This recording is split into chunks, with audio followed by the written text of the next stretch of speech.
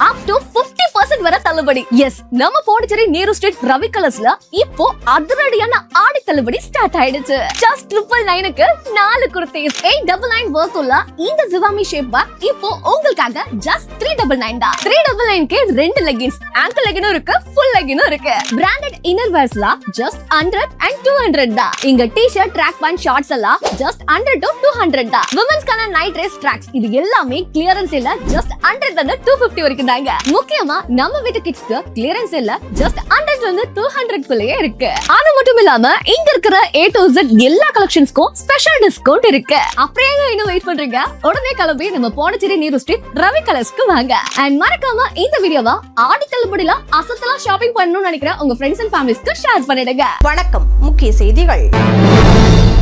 சென்னையில் நடைபெறும் தென் மாநில முதலமைச்சர்கள் மாநாடு. மாநாட்டில் கலந்து கொள்ளாமல் புதுவை முதலமைச்சர் ரங்கசாமி புறக்கணிப்பு. புதுச்சேரியில் உள்ள அடுக்குமாடி குடியிருப்பு அருகே குப்பை தொட்டியில் கண்டெடுக்கப்பட்ட 100க்கும் மேற்பட்ட காலாவதியான பால் பாக்கெட்டுகள். காரணம் யார் என்பது குறித்து காவல்துறையினர் விசாரணை. புதுவையில் 3 நாட்கள் நடைபெறும் ஒருங்கிணைந்த பட்டதாரி நிலை தேர்வு. 2ஆம் தாளை குறிப்பிட்ட மையத்தில் தான் எழுத முடியும் என கட்டுப்பாட்டு அதிகாரி தகவல். புதுச்சேரி சுதேசிமில் அருகே ஆர்ப்பாட்டத்தில் ஈடுபட்ட அரசு ஓய்வூதியதாரர்கள். பழைய திட்டத்தை அமல்படுத்த கோரிக்கை. இனி விரிவான செய்திகள். தென் மாநில முதலமைச்சர்கள் மாநாட்டை புதுச்சேரி முதலமைச்சர் ரங்கசாமி புறக்கணித்துள்ளதாகவும் அதே சமயம் ஆளுநர் கைலாசநாதன் பங்கேற்றுள்ளதாகவும் தகவல் வெளியாகியுள்ளது. மத்திய உள்துறை அமைச்சகம் சார்பில் தென் மாநில முதல் அமைச்சர்கள் மாநாடு ஆண்டுதோறும் நடத்தப்படுவது வழக்கம். இந்த நிலையில் 31வது தென் மாநில முதலமைச்சர்கள் மாநாடு மற்றும் ஆய்வுக் கூட்டம் சென்னை மாமல்லபுரத்தை அடுத்த கோவளத்தில் 2 நாட்கள் நடைபெறுகிறது. இதில் பங்கேற்க மத்திய உள்துறை அமைச்சர் அமித்ஷா ஆகஸ்ட் 19ஆம் தேதி சென்னை வந்துள்ளார். பின்னர் கோவளத்தில் நடைபெற்ற கலந்துரையாடல் கூட்டத்தில் பங்கேற்றார். அதனைத் தொடர்ந்து 2வது நாளான ஆகஸ்ட் 20ஆம் தேதி வியாழக்கிழமை தமிழகம், கேரளம், கர்நாடகம், தெலுங்கானா, ஆந்திரம் மற்றும் புதுச்சேரி மாநில முதலமைச்சர்கள் பங்கேற்கும் மாநாடு நடைபெறுகிறது. இதற்காக முதலமைச்சர்கள், மாநில தலைமை செயலாளர்கள் மற்றும் உயர் அதிகாரிகளுக்கும் அழைப்பு விடுக்கப்பட்டுள்ளது. புதுச்சேரியை பொறுத்தவரை மத்திய உள்துறை கட்டுப்பாட்டில் உள்ள யூனியன் பிரதேசம் ஆகும். இதனால் தென் மாநில முதலமைச்சர்கள் மாநாட்டில் பங்கேற்க மாநில நிர்வாகியான ஆளுநர் கைலாசநாதன் மற்றும் முதலமைச்சர் ரங்கசாமி ஆகிய இருவருக்கும் அழைப்பு விடப்பட்டிருந்தது. ஆனால் இந்த மாநாட்டில் ஆளுநர் கைலாசநாதன் ஆகஸ்ட் 20ஆம் தேதி கலந்து கொள்வதாகவும் முதலமைச்சர் ரங்கசாமி பங்கேற்கவில்லை என்றும் தகவல் கூறப்படுகிறது. இதனால் முதலமைச்சர் ரங்கசாமி இந்த மாநாட்டை புறக்கணித்துள்ளதாக தகவல் வெளியாகியுள்ளது. புதுச்சேரி குமரகுரு பள்ளம் அடுக்குமாடி குடியிருப்பு அருகே 100க்கும் மேற்பட்ட காலாவதியான பால் பாக்கெட்டுகள் குப்பை தொட்டியில் வீசப்பட்டுள்ள சம்பவம் அதிர்ச்சியை ஏற்படுத்தியுள்ளது.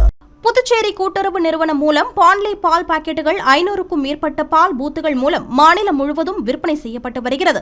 இந்த நிலையில் புதுச்சேரி ராஜ்பவன் தொகுதிக்குட்பட்ட குமரகுரு பள்ளம் அடுக்குமாடி குடியிருப்புக்கு அருகே 100க்கும் மேற்பட்ட பால் பாக்கெட் குப்பை தொட்டியில் வீசப்பட்டு கிடந்துள்ளது. இதனால் அதிர்ச்சியடைந்த குடியிருப்பு பகுதி மக்கள் அது குறித்து நகராட்சி மற்றும் பாண்லே நிறுவனத்திற்கு தகவல் தெரிவித்தனர். தகவலின் பெயரில் சம்பவ இடத்திற்கு வந்த நகராட்சி ஊழியர்கள் குப்பை தொட்டியில் வீசப்பட்ட பால் பாக்கெட்டுகளை அப்புறப்படுத்தினர். மேலும் கடைகளில் விற்பனையாகாத பால் பாக்கெட் குப்பை தொட்டியில் வீசப்பட்டதா அல்லது அவை தனி நபரால் வாங்கப்பட்ட பால் பாக்கெட்டுகளா என்பது குறித்து விசாரணை மேற்கொண்டு வருகின்றனர். ஒருங்கிணைந்த பட்டதாரி நிலை தேர்வில் 2ஆம் தாளை குறிப்பிட்ட மையத்தில் மட்டும்தான் எழுத முடியும் என்று தேர்வு கட்டுப்பாட்டு அதிகாரி தெரிவித்துள்ளார். புதுச்சேரி தேர்வு அமைப்பு பல்வேறு பதவிகளுக்கான ஒருங்கிணைந்த பட்டதாரி நிலை தேர்வு ஆகஸ்ட் 21ஆம் தேதி தொடங்கி 23ஆம் தேதி ஞாயிற்றுக்கிழமை வரை நடைபெறுகிறது. இதுகுறித்து தேர்வு கட்டுப்பாட்டு அதிகாரி பங்கஜ் குமார் ஜா வெளியிட்டுள்ள செய்திக்குறிப்பில், ஒருங்கிணைந்த பட்டதாரி நிலை தேர்வுக்காக விண்ணப்பதாரர்கள் தாங்கள் விண்ணப்பித்த ஒவ்வொரு பணிக்கும் தனித்தனியாக நுழைவு சீட்டுகளை பதிவிறக்கம் செய்கின்றனர் என்றும், சில சந்தர்ப்பங்களில் ஒவ்வொரு பணிக்கும் தேர்வு மையங்கள் தனித்தனியாக அமைகின்றன. ஒருங்கிணைந்த பட்டதாரி நிலை தேர்வுக்கு அறிவிக்கப்பட்ட அனைத்து பணிகளுக்கும் தாள் 1 பொதுவானது என்பதால் விண்ணப்பதாரர்கள் தாள் 1க்கு மட்டும் வெவ்வேறு பணிகளுக்காக தங்கள் நுழைவு சீட்டுகளில் குறிப்பிடப்பட்டுள்ள மையங்களில் ஏதேனும் ஒன்றில் தேர்வு எழுதலாம் என்று கூறப்பட்டுள்ளது. மேலும் மேல்நிலை எழுத்தர் பணிக்கு விண்ணப்பித்தவர்கள் தாள் 2க்கும், தொழில்நுட்ப பணிகளுக்கு விண்ணப்பித்தவர்கள் அதற்கான தாள் 2B-க்கும் அந்தந்த பணிகளுக்கான நுழைவு சீட்டுகளில் குறிப்பிடப்பட்டுள்ள மையங்களில் மட்டும்தான் கண்டிப்பாக தேர்வு எழுத வேண்டும் என்றும் கூறப்பட்டுள்ளது.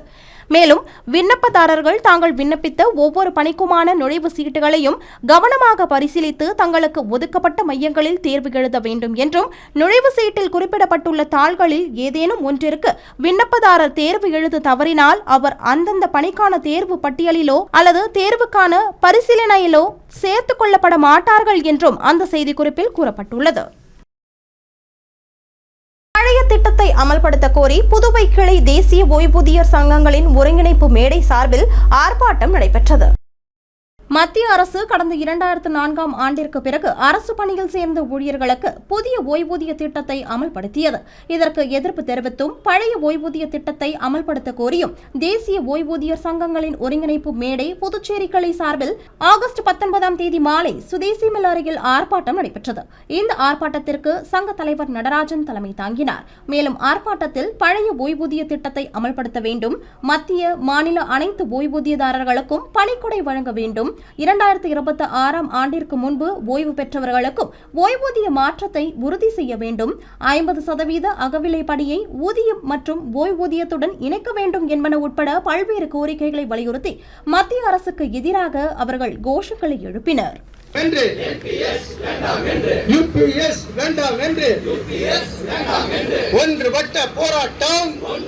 புதுச்சேரியில் இளைஞர் காங்கிரஸ் சார்பில் பெட்டர் சிட்டிஸ் இயக்கம் துவக்க நிகழ்ச்சி காங்கிரஸ் கட்சி அலுவலகத்தில் நடைபெற்றது. பொதுமக்களின் அடிப்படை நகர்ப்புற பிரச்சினைகளை அரசின் கவனத்திற்கு கொண்டு சென்று தீர்வு காணும் வகையில் இந்திய இளைஞர் காங்கிரஸ் சார்பில் பெட்டர் சிட்டிஸ் இயக்கம் புதுச்சேரியில் முன்னெடுக்கப்பட உள்ளதாக புதுச்சேரி மாநில இளைஞர் காங்கிரஸ் தலைவர் ஆனந்தபாபு நடராஜன் தெரிவித்துள்ளார். இதுகுறித்து புதுச்சேரி காங்கிரஸ் கட்சி அலுவலகத்தில் தொடக்க விழா நடைபெற்றது. இதனைத் தொடர்ந்து செய்தியாளர்களை சந்தித்து பேசிய புதுச்சேரி மாநில இளைஞர் காங்கிரஸ் தலைவர் ஆனந்தபாபு நடராஜன் மற்றும் இந்திய இளைஞர் காங்கிரசின் பெட்டர் சிட்டிஸ் பொறுப்பாளர் ஜோஷ்வா ஜெராட், பொதுமக்களுக்கும் அரசு நிர்வாகத்திற்கும் இடையே பாலமாக செயல்பட்டு மக்களின் அடிப்படை பிரச்சினைகளை சம்பந்தப்பட்ட துறைகளிடம் கொண்டு சென்று தீர்வு காண்பதே பெட்டர் சிட்டிஸ் இயக்கத்தின் முக்கிய நோக்கம் என்றனர். மேலும் குடிநீர், சாலை, வடிகால், கழிவுநீர், குப்பை அகற்றுதல், தெருவிளக்கு, போக்குவரத்து உள்ளிட்ட அடிப்படை பிரச்சினைகள் குறித்து பொதுமக்களை நேரடியாக சந்தித்து கோரிக்கைகள் பெறப்பட்டு அவற்றை சம்பந்தப்பட்ட அரசு துறைகளிடம் கொண்டு சென்று தீர்வு கிடைக்க தொடர்ந்து நடவடிக்கை மேற்கொள்ளப்படும் என்றும், தூய்மை பணியாளர்கள், ஓட்டுநர்கள், சாலையோர வியாபாரிகள், டெலிவரி பணியாளர்கள் உள்ளிட்ட நகர்ப்புற தொழிலாளர்களின் பிரச்சினைகள் மற்றும் கோரிக்கைகளுக்கும் இந்த இயக்கத்தின் மூலம் முக்கியத்துவம் அளிக்கப்படும் என்றும் அவர்கள் தெரிவித்தனர். இந்த நிகழ்வின் போது இளைஞர் காங்கிரஸ் நிர்வாகிகள் அஜித், ஜமீல், சமீர், சிவா மற்றும் ஹரிஷ் ஆகியோர் கலந்து கொண்டனர். வருகின்ற பாராளுமன்ற எலெக்ஷனா இருக்கட்டும், அதுலயும் உங்களோட நலன்கள் சார்ந்து பிரதிபலிக்கணும் அப்படின்றதுதான் காங்கிரஸோட முதற்கட்ட திட்டம். அப்ப பத்திரிகையாளர் சங்கமா இருக்கட்டும், இல்ல ஆட்டோ ஓட்டுநர் சங்கமா இருக்கட்டும், எல்லா விதமான ஒரு அன்ஆர்கனைஸ்ட் செக்டார்ஸும் இருக்குது. அந்த செக்டார்ஸ் எல்லாத்தையும் ஒன்றிணைச்சு அவங்களுக்கான பிரச்சனைகளை தனித்தனியா பார்க்கணும் அப்படின்றது எங்களோட நோக்கம். மருத்துவ அதிகாரி பணிக்கான தேர்வு பட்டியலை புதுச்சேரி சுகாதாரத்துறை வெளியிட்டுள்ளது. புதுவை சுகாதார மற்றும் குடும்ப நல சேவைகள் துறையில் காரைக்கால், மாஹே மற்றும் ஏனாம் ஆகிய பிராந்தியங்களில் ஒப்பந்த அடிப்படையிலான பொதுப்பணி மருத்துவ அதிகாரி பணிக்கான தேர்வு பட்டியல் மற்றும் காத்திருப்போர் பட்டியல் இணையதளத்தில் வெளியிடப்பட்டுள்ளது.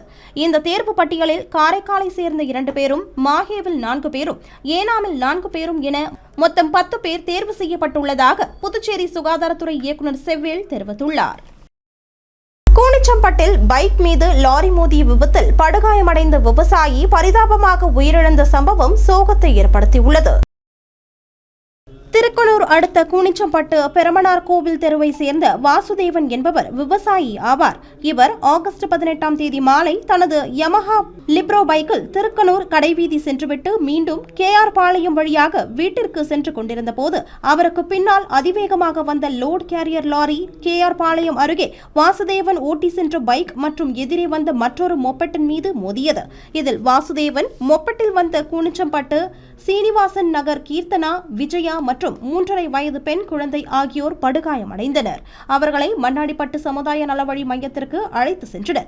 பின்னர் மேல் சிகிச்சைக்காக கதிர்காமம் அரசு மருத்துவமனைக்கு கொண்டு செல்லப்பட்டனர். அங்கு வாசுதேவன் சிகிச்சை பலனின்றி பரிதாபமாக உயிரிழந்தார். இதுகுறித்து அவரது உறவினர் சுதாகர் அளித்த புகாரின் பேரில் வில்லியனூர் போக்குவரத்து காவல்துறையினர் வழக்கு பதிவு செய்து லோட் கேரியர் லாரி ஓட்டுநரான விழுப்புரம் குச்சிப்பாளையம் மாரியம்மன் கோவில் தெருவை சேர்ந்த மணிகண்டன் என்பவரை கைது செய்து விசாரணை நடத்தி வருகின்றனர். இயற்கை மூலப்பொருட்களை கொண்டு விநாயகர் சிலைகளை தயாரிக்க வேண்டும் என்று மாசு கட்டுப்பாட்டு குழுமம் வலியுறுத்தியுள்ளது.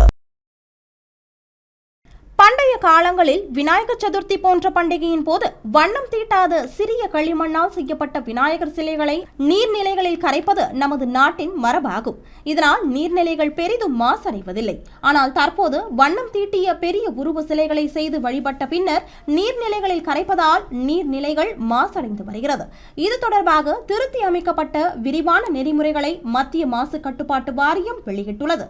அதன்படி விநாயகர் உருவ சிலைகள் சுற்றுச்சூழலுக்கு பாதுகாப்பான மக்கக்கூடிய குறைந்த உயரம் உடையதாக இயற்கையான மூலப்பொருட்களான களிமண், மண் போன்றவற்றை பயன்படுத்தி தயாரிக்க வேண்டும் என்றும், சிலைகளுக்கு மலர்களை பயன்படுத்தி ஆபரணங்கள் செய்யலாம் என்றும், சிலைகளை கவர்ச்சிகரமாக ஒளிர செய்ய மரத்தில் இருந்து வெளியேறும் பிசினை பயன்படுத்தலாம் என்றும் கூறப்பட்டுள்ளது.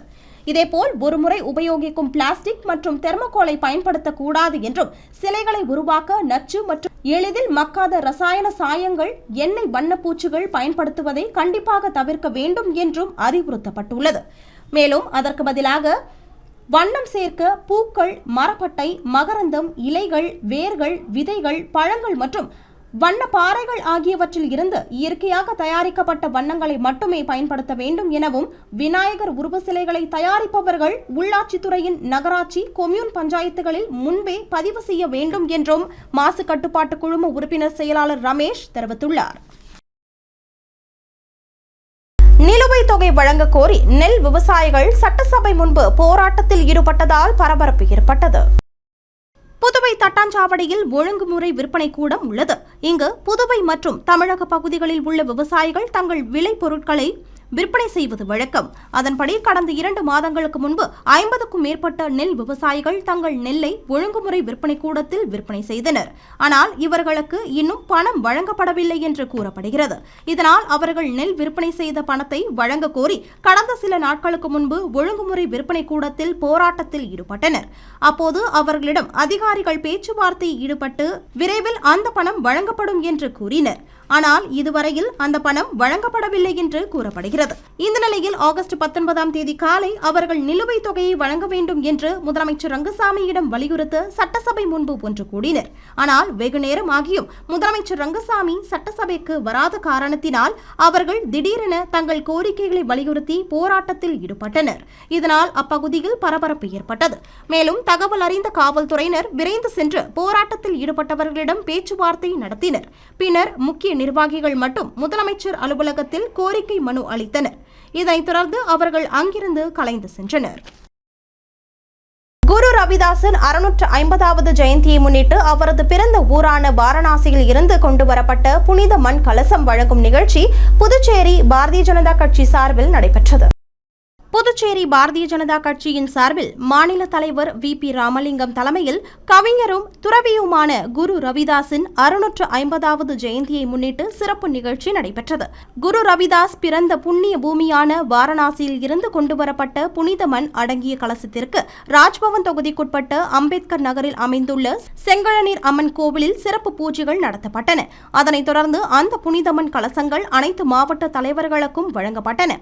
இந்த நிகழ்ச்சியில் மாநில பொதுச் செயலாளர் லட்சுமி நாராயணன், நிகழ்ச்சியின் மாநில பொறுப்பாளரும் பட்டியல் அணி தலைவருமான காத்தவராயன், மாநில செயலாளர் ஹேமலதா, மாவட்ட பொறுப்பாளர் வெற்றி செல்வம், மாநில துணைத் தலைவர்கள் ரத்தினவேல், பழனி, மாநில செயலாளர் தமிழ்மாறன், மகளிர் அணி தலைவர் தாமரை செல்வி மற்றும் மாநில நிர்வாகிகள் கலந்து கொண்டனர். மேலும் இதில் மாவட்ட தலைவர்கள், தொகுதி தலைவர்கள், மாநில மாவட்ட நிர்வாகிகள் ஆகியோர் கலந்து கொண்டு புனித மண் கலசங்களை பெற்றுக் கொண்டனர்.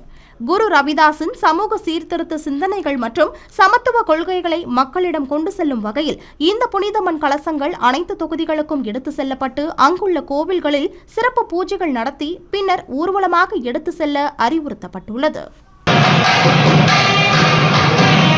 மொத்த மற்றும் சில்லறை விற்பனையாளர்கள் தமிழக விவசாயிகளுக்கு உரம் விற்கக்கூடாது என்று மாநில உர கட்டுப்பாட்டு அதிகாரி எச்சரிக்கை விடுத்துள்ளார். மத்திய அரசின் வேளாண் விவசாயிகள் நலன் மற்றும் ரசாயனங்கள் உர அமைச்சகம் உரங்களின் இறக்குமதியை குறைத்து அந்நிய செலாவணியினை சேமிக்கும் நோக்கோடு உரங்களின் உபயோகம், குறிப்பாக யூரியா உபயோகம் தேவைக்கேற்ப இருக்க வேண்டும் என்று அறிவுறுத்தியுள்ளது. இதனால் அதிக அளவுக்கு உரங்கள் விற்பனை செய்திடும் மொத்த சில்லறை விற்பனை உர நிறுவனங்களை ஒருங்கிணைந்த மேலாண்மை இணையதளம் வாயிலாக கண்காணித்து வருவதாகவும், அனைத்து மாநிலங்கள், யூனியன் பிரதேசங்களில் உர உற்பத்தியை குறைக்க வழிவகை மேற்கொள்வதோடு அதிக உர உபயோகிப்பாளர்கள் விவரங்களையும் கண்காணிக்கப்பட்டு வருவதாகவும் புதுச்சேரி வேளாண் துறை இயக்குநரும் உர கட்டுப்பாட்டு அதிகாரியுமான ஜெய்சங்கர் தெரிவித்துள்ளார். இதனால் புதுவை மாநிலத்தில் உரம் விற்பனை செய்ய உரிமம் பெற்ற விற்பனையகங்கள் உரங்களை புதுவை பகுதிகளை சேர்ந்த விவசாயிகளுக்கு மட்டுமே விற்பனை செய்ய வேண்டும் என்றும், தமிழக விவசாயிகளுக்கு உரம் விற்பனை செய்யக்கூடாது என்றும், அவ்வாறு விற்பனை செய்தால் அவர்கள் மீது சட்ட விதிகளின்படி நடவடிக்கை எடுக்கப்படும் என்று எச்சரிக்கை விடுத்துள்ளார். மேலும் புதுவை பகுதியை சேர்ந்த விவசாயிகளுக்கு விற்பனை செய்யும் போது மொத்த நிலப்பரப்பு, அதில் சாகுபடி செய்யும் நிலத்தின் அளவு ஆகியவற்றை கேட்டு உரங்களை விற்பனை செய்ய வேண்டும் என்றும், எந்த ஒரு விற்பனைக்கும் கண்டிப்பாக விற்பனை ரசீது வழங்க வேண்டும் என்றும் தெரிவித்துள்ளார். மேலும் ரசீதில் உள்ள விவரங்கள் விற்பனை முனைய கருவில் உள்ள தகவல்களுக்கு மாறாக இருக்கக்கூடாது என்றும், அனைத்து மொத்த சில்லறை விற்பனை உர விற்பனையாளர்களும் இதனை பின்பற்ற வேண்டும் என்றும், இதனை தவறும் பட்சத்தில் 1985 ஆண்டு உர கட்டுப்பாடு ஆணையில் உள்ள விதிகளின்படி நடவடிக்கை எடுக்கப்படும் என்றும் புதுச்சேரி வேளாண் துறை இயக்குநரும் உர கட்டுப்பாட்டு அதிகாரியுமான ஜெய்சங்கர் தெரிவித்துள்ளார்.